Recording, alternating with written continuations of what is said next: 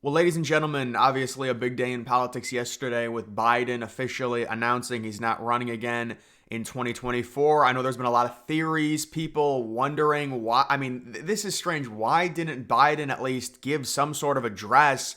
There were reports saying he was feeling a lot better from COVID. You'd think he'd do something. People saying maybe it was a coup and that they just, forced him out without his knowing.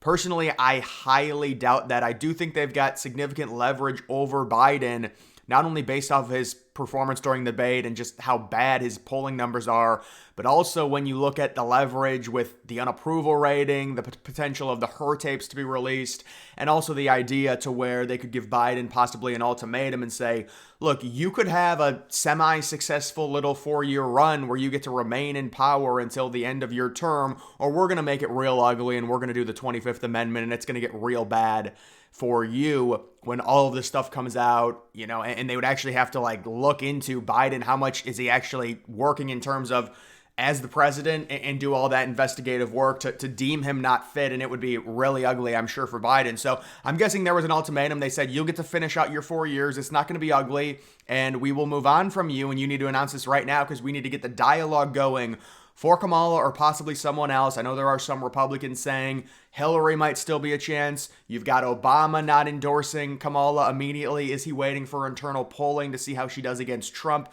with her as the candidate? Because I will stress again, let's wait for about 4 or 5 days. We get an actual polls with Kamala as the presumed Democratic nominee against Trump.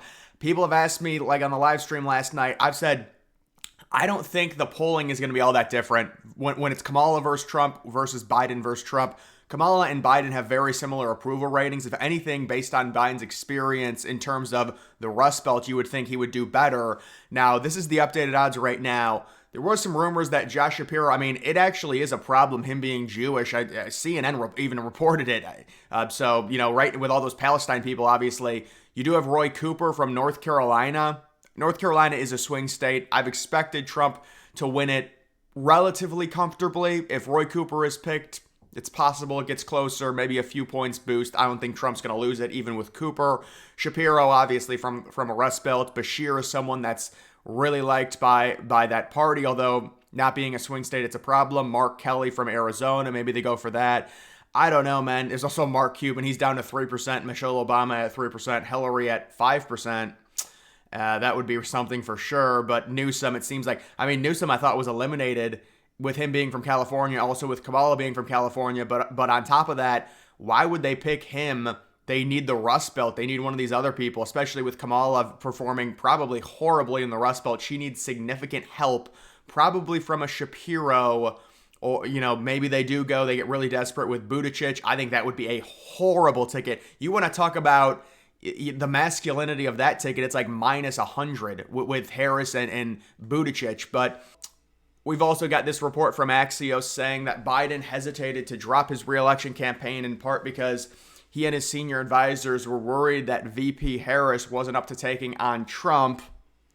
I guess, Biden's beaten Trump once. He's maybe got confidence, but his numbers are very similar to Harris's. You could actually say recent polling says maybe Harris is slightly better, although we're going to need more polling for sure. I don't think there's much of a difference, but, there's a bunch of reasons Biden dropped out. I think mainly they pressured him to the point where they were probably going to use the 25th, and he said, all right, I'll get out. That's what I would expect when it comes to something like that. Oh, here it is. Hilarious. Jen Psaki basically admits that the process they're using at the convention will be fake. And look, this is, there's some different reports saying that maybe it will be a very interesting convention. Maybe it will be Michelle Obama, Hillary Clinton, one of those two.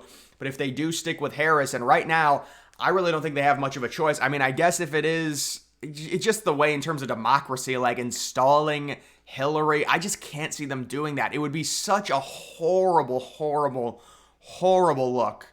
It already is a bad look with Harris, but at least she's the VP and this is a process. If Biden steps down, obviously they pressured him down, but Psaki basically says it's going to be a fake competition. They want people to think that Harris was democratically elected, even though she wasn't. She didn't receive a single vote really in anything in terms of it, like presidency, not in the primary. The whole thing is such a sham. Joe Manchin coming out saying he might run. Nobody likes him within the Democratic Party. It's all a setup. Harris will probably win the delegates overwhelmingly, maybe unanimously, and it'll be seen as this kind of uplifting moment, like, see, she's supported by everyone, not just the base, but also the delegates and the citizens, and they're going to try and swing it like that. They have to try and manipulate it. And that, this is why originally I thought they might have had an open convention to try and do something like that, to make it seem like all these people are, they don't know where they're going to go. Some of the delegates might not go with Harris. I mean, Harris did say in a statement right after Biden said he was stepping down that she wanted to win the nomination, which is obviously completely ridiculous, but she's just saying that to try and garner sympathy and garner the idea that it is a democratic process when we know it's not. We've got this: Kamala Harris backed a fund that paid for his bail. This is George Howard after he rioted for BLM in 2020. Once he got out, he killed someone. Well, this is pretty much the entire left. The revisionist history on BLM is so funny. You talk to any person on the left now, they'll say, oh, we totally denounce any type of the rioting, the $2.5 billion in property damage. It was really bad. They say it's not as bad as January 6th, even though 19 people died. In January 6th, one person died, and it wasn't because of the protesters, the Trump protesters. But with something like this, it's not just Harris, it's literally all of them. I can pretty much guarantee you, if you go back and you look at any, prominent influencer or Democratic leader, even after all of the riots, even after we saw a video of Minneapolis burned to the ground, they still supported BLM, because at that point it would be racist to not support them. I'm serious. That's one of the whole black square thing on Instagram, all of that stuff. They all supported BLM after the rioting. Just unbelievable that it was reported that was the biggest riot in terms of money.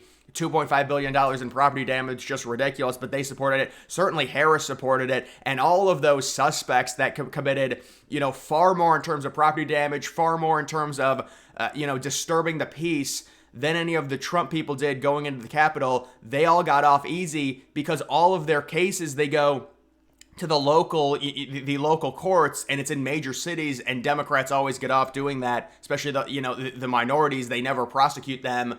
You go to because the thing is, that riot was seen as like a literal protest against racism. So of course all of them are going to get off, and there's still people that try and argue, oh, the January 6th people were treated the same as the BLM people. They literally said, even after we saw them destroy all the American cities, the Democratic politicians said they had a right to do it, and they tried to get him out of jail because it was seen as a protest against racist America.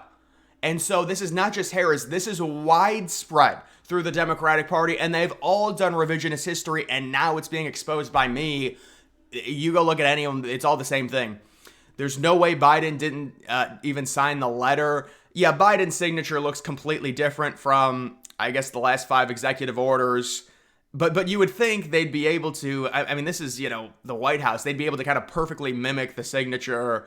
Maybe it is the whole thing's just a complete mess. Their party is a total mess. Well, look at this. Biden HQ. Looks like Trump made Biden literally forfeit. That's crazy. Elon Musk sharing that. Pretty funny.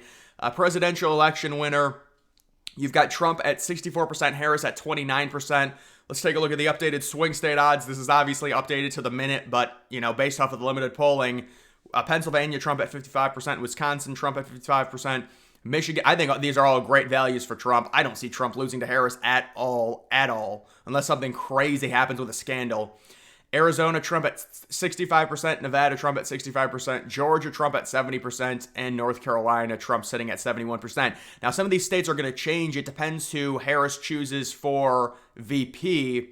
That's if she is the nominee. We don't know for 100%, but she's likely to be the nominee. And who she picks, if she picks, well, it's not going to be Whitmer, apparently. But if she picks, someone from one of these swing states, Trump's numbers might go down a little bit. Like Shapiro, it might go to 50-50, something like that. These are all predictive things. That's what it all is when it comes to betting. So just to say that, yeah, here it is. John King reports that Democrats are concerned that Pennsylvania Democrat Governor Josh Shapiro's Jewish faith is a risk if he is on Kamala Harris's ticket. So I got asked about this, and I was like, there are some really far left people, I guess in Pennsylvania, really everywhere, that are obsessed with Palestine. But I was like, they're such a minority. I don't think it's going to be, played out in terms of the Democrats' decision process for VP. But apparently it might be. So it's pretty remarkable to see something like that. Pretty crazy. You do have a New Hampshire poll. This is, I get maybe a snap poll from the 19th to the 21st. So this is mainly before it was officially announced that, look at RFK. This is why I said RFK might actually win New Hampshire, because in terms of just this state being bipartisan, the state being lower in population, that's probably where he's polling the best. I haven't seen RFK at 21% in any state, I don't think, ever. But you can see, I believe it's also probably helping Trump a little bit, splitting that vote there with RFK and Harris. Trump sitting at 40%. It's just one poll. It is only 4 electoral votes, but interesting to point out that I would say that's a pure swing state at this point. The Her tape is going to get leaked this week. It really doesn't matter. It'd probably be a worse look for them to have it leaked, but it doesn't matter either way. After BLM rioters burned Minneapolis to the ground, Kamala Harris tweeted this fundraiser to help bail them out of jail. Yes, this was a huge thing. And this is why a lot of these Democrats, the younger Democrats who argue about January 6th and compare it to BLM, these people were treated like this was an uprising against evil America and that they didn't deserve to be in jail at all. Meanwhile, you've got informants literally leading Trump people into the Capitol. They walk around, come back out. The Jan 6 committee doesn't even show that. Tucker Carlson has to dig it up and say, hey, they left all this footage out. They blamed it on national security. It's the same type of crap. It's just nobody being violent. And they've got security footage of like supposedly the insurrectionists high-fiving the cops. And it's just all such a mess. I'm not saying they didn't go in there and there were people that banged on the glass. They did. Even Nancy Pelosi admitted that it was her fault. She didn't have proper security there. But like you compare these two events, and you have to understand, a lot of these people that did significantly worse stuff during BLM versus January 6th, they all got out. It's big cities. It's getting tried in Philadelphia, Minneapolis, LA, where all the riots were. Obviously, they were in other places as well. But yes, it was seen as racist to prosecute these people. This is not just a Harris thing. This is many of them. Democratic VP odds. This is from a while ago. And so, yeah, that's pretty much going to do it. But I would say right now, it very likely will be, if I had to guess. Let me see if this actually updated. I don't think it will. There's just not enough polling for Harris. Did they update this? No, they did not. They still got Joe Biden. Man, they had Joe Biden at a 1 in 6 chance. They had him at like a 17% chance of winning. And so you can see the bump after the assassination attempt and just Biden, the split within the Democratic Party. Trump going up all the way through the 18th, and obviously we're not going to get any more polling on Trump versus Biden, but this was kind of just the final result. So I would expect it to be Harris. I think they are going to do some type of sham thing to try and make it seem like, oh, this is democracy. Somebody's going to challenge her, and they're going to be like, all the delegates are going to be like, well, I don't know, not all the delegates, because some of them have already supported Harris, but that's a horrible look to already support Harris. I think they're going to tell some of the delegates, let's wait. Let's make up a sham thing where there's a challenger, and then the delegates will be forced to choose, and they'll be like, oh, it is democracy. We have to choose Kamala. She's been such a good VP. This is the way. This is the process. They're trying to make it. It's like playing dress up with democracy, and now they've totally lost all of their leverage in terms of the whole democracy argument. With what they've done, their elites have installed a new person by pressuring Biden, who's doing horrible in the polls, to drop out. That is a complete lack of democracy. It's totally disrespectful to the Democratic citizens. Of course, those people just say yes, daddy, to whatever that party wants to do. That's 3 straight times now. Those people, in terms of the primary, you could argue their vote was completely meaningless. And they're all smiling and saying whatever God Obama says is what we're going to do. And now Obama, he might want someone else. We don't know what he wants. He hasn't endorsed Harris yet. Maybe they're waiting to make it this big thing, and they'll do it up at like a rally or something to try and get even more hype behind Harris. That could also be a strategy going into the convention. I'm not exactly sure. But the problem is with people saying, oh, they're going to try and do Michelle. They're going to try and do Hillary. Maybe they steal it at the convention. They need a convention that is, I think they need total unity. They've had this problem. Now, you could argue, well, no matter what, Michelle Obama would be a better candidate than Kamala, and I would agree with you just because of the Obama factor. Possibly you could say Hillary as well, even though she lost to Trump. Kamala is just such a bad candidate, and this is why it's taken them months. I think they could have pressured Biden to drop out 2 months ago or a month ago. Remember the dialogue surrounding Biden before the debate? They were totally bought into the Biden sham. They wanted 4 more years. If you said Biden was too old, you were a wacko conspiracy theorist who, I guess, cooks up deep fakes in his basement. That's what they were saying. Everyone could see it. The debate happens. They immediately turn on him, but then they see, they're like, oh, wait a second. We turned on him, but Harris also sucks. So what do we do? So it took them about a month, almost a month here. It hasn't even been a month since the debate. Wow. But it took them a little while, a lot of infighting, and Biden not wanting to leave because of the influence of Jill and Hunter, and also maybe himself. He's like, I don't want to resign. It's going to be a bad look. So they're like, all right, you don't have to resign, but you do need to step down because we need the dialogue on Harris and we need the funding apparatus. Apparently, there's been a lot of money already dumped into Harris's campaign. If Obama had a lot of trepidation, I don't think that would be happening. But who really knows? I do think it probably will be Harris, obviously, and we should get legitimate polling soon. I don't think the polling is going to say much different. Trump might even be up by more due to Harris losing a bunch of the old people. The old people were actually voting for Biden. They felt bad for him, and he was winning people above the age of 65. So I think Trump's going to be up huge in terms of that. Will Harris be able to make up for it with the minority and the younger support? I don't know. So either way, she's going to lose unless something crazy happens. But guys, that is going to do it for this video. Make sure you follow me on X. Link to that's always in the description.